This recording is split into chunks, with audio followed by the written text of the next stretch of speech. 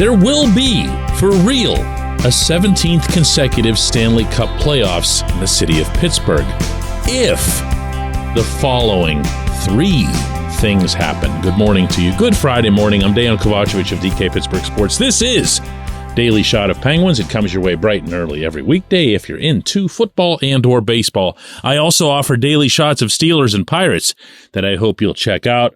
Stars 3, Penguins 2 last night in Dallas. The team travels home after 2 out of a possible 4 points on this trip in which I honestly thought they'd get slaughtered. I really did. Okay.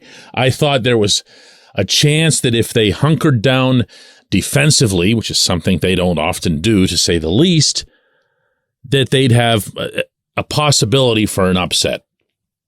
And they got that in Denver. If you can even call that an upset, because they actually outplayed the defending champs thoroughly in every regard.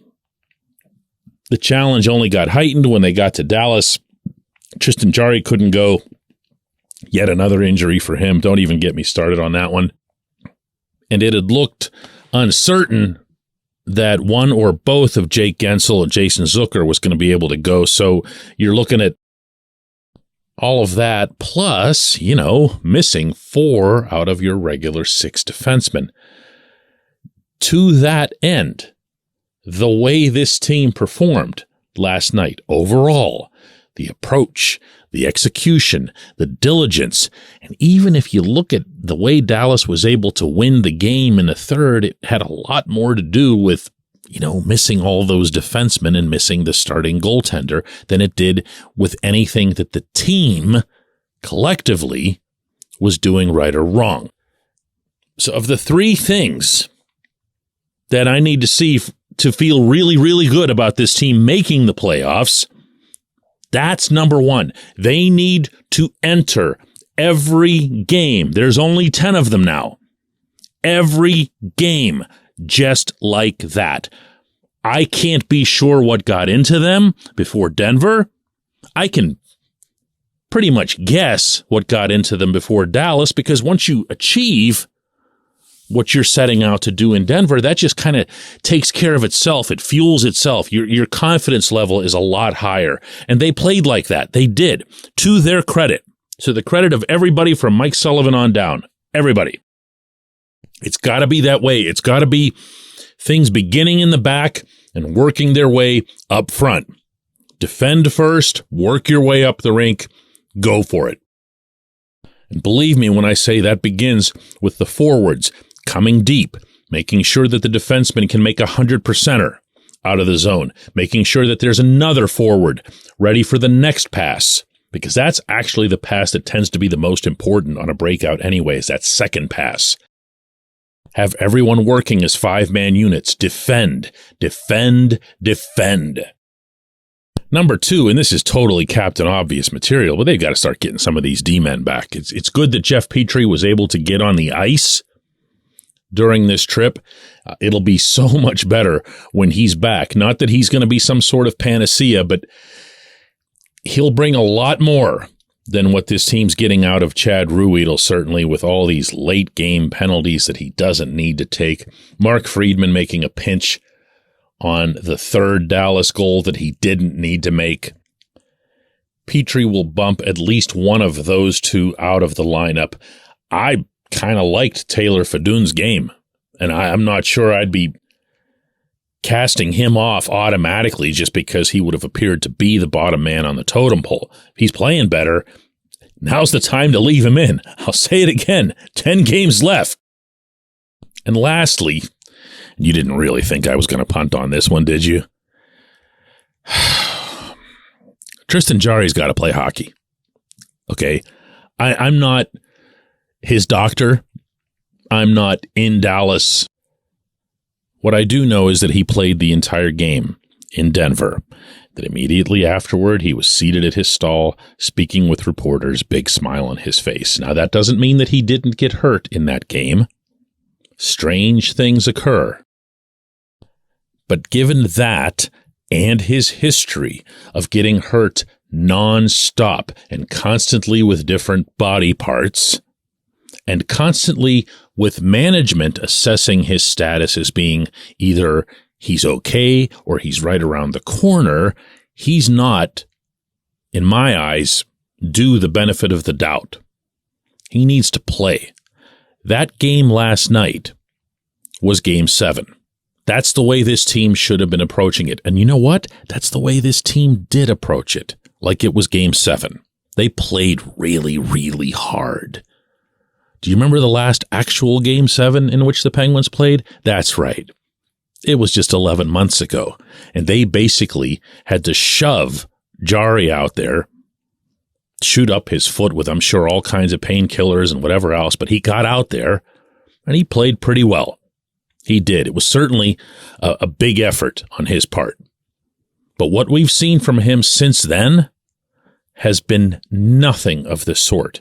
There's 10 games left. Casey DeSmith is not going to carry you into the playoffs. Jari has to do that. If these are the last 10 games that Jari ever plays in Pittsburgh, he has to do that. And that begins Saturday night at home against the Capitals. When we come back, J1Q.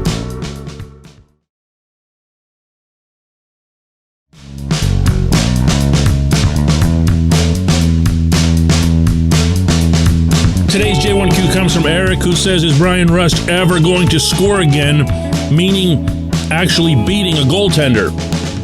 Eric's referring, of course, to the fact, dually, that Rust has one goal in his last 10 games, and that lone goal was into an open net in Denver.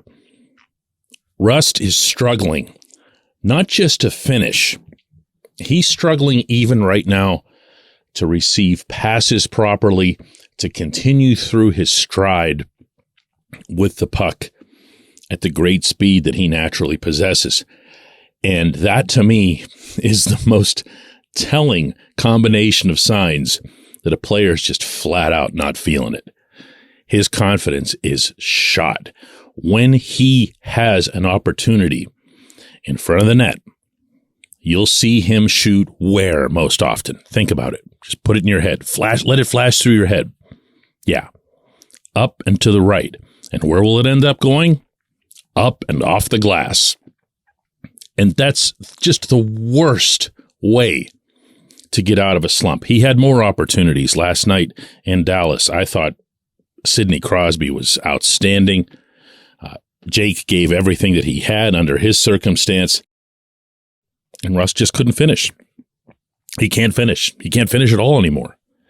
And it's been going on like this really for the better part of the season. There's a lot of us, myself included, who will still occasionally say something like, well, just wait, because when he gets hot, he can be ... But we've been saying that a lot this year, and it hasn't come. That streak, that really torrid run where he's legitimately your best guy for a full month, that hasn't come. The final 10 games would be a great time for it to come, but it hasn't yet. I don't have an analysis, unfortunately, that's deeper than that, but I want to add that occasionally I'll either see, hear, or read someone reference Rust's contract, and he did get paid. And at the time he got paid, I'm going to remind everybody here, the overwhelming consensus, and I'm very much in this camp, was that it was a terrific deal for the Penguins, and Rust actually might have cost himself a few bucks by not going out to the open market. Certainly, the Red Wings, from his home state of Michigan, had been poised to make an offer according to multiple outlets that would have topped what Pittsburgh had. But the implication, and it comes up often enough, which is amazing to me, that Rust got paid and then Rust got lazy. Oh my goodness, is that not him? That is so very not him. Anytime you encounter a viewpoint that even sniffs of something like this, just turn and walk away from it. He is struggling. He is beating himself up. He's angry. He's frustrated. The day after that he blocked that shot with his hand in the loss to Ottawa earlier this week, and tried to clear it, couldn't get it all the way out. The Senators score the winning goal. He gets hit in the same hand in practice in Denver and ends up slamming his stick against the glass just out of frustration, like absolutely nothing's going his way. If you're Mike Sullivan and the coaching staff, you have no choice but to stick with him. Stop saying silly things about Rust and his character especially. I appreciate the question. I appreciate everyone who listens to Daily Shot of Penguins. I'll be covering Penguins versus Capitals tomorrow night at PPG Paints Arena, and I'll be back with another one of these shows on Monday.